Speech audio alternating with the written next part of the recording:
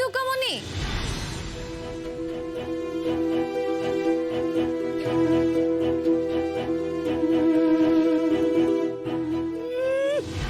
আদিক্ষেতা দেখে আর বাঁচি না। সুলক্ষণা, আমতে জানো না নাকি? দুর্গামণি, এই দুর্গামণি, দুর্গামণি, এই দুর্গামণি, কোথায় চলে গেল মেয়েটা? দুর্গামণি, খাবি আয় মা।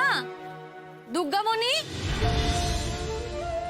ও বাং মামা, অভিনয় মানে তো নাটক।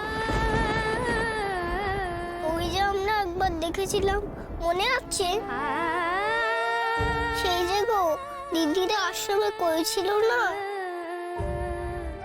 ওই কি যেন লক্ষণের শক্তিশাল।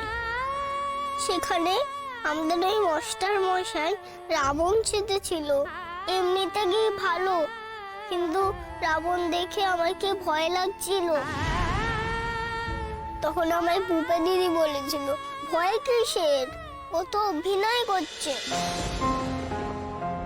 আসলে তো মাস্টার মশাই তেমন নয়, এও কি তেমনি?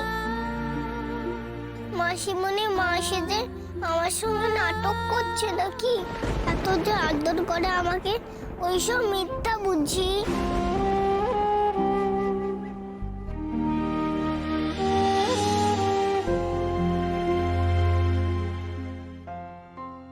ওই দেখো ওখানে বসে আছে।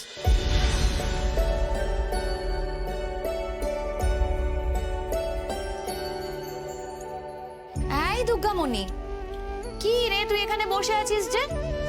তুই খাবি না? কি রে, কি হয়েছে তোর? নাকে চলে এলি কেন দুর্গামণি?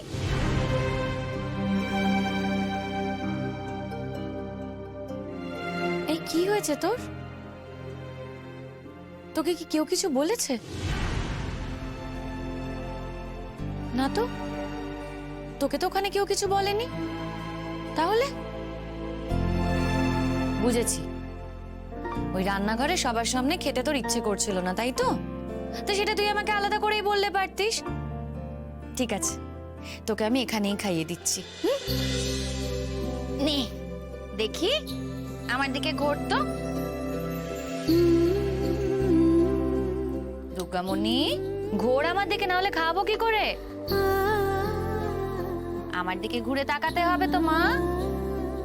এই তো, এই দেখ, গরম গরম ভাত আছে, কত কিছু আছে। হ্যাঁ, নে দেখি দেখি মা, হা কর তো, লক্ষ্মী মেয়ে আমার, দেখি।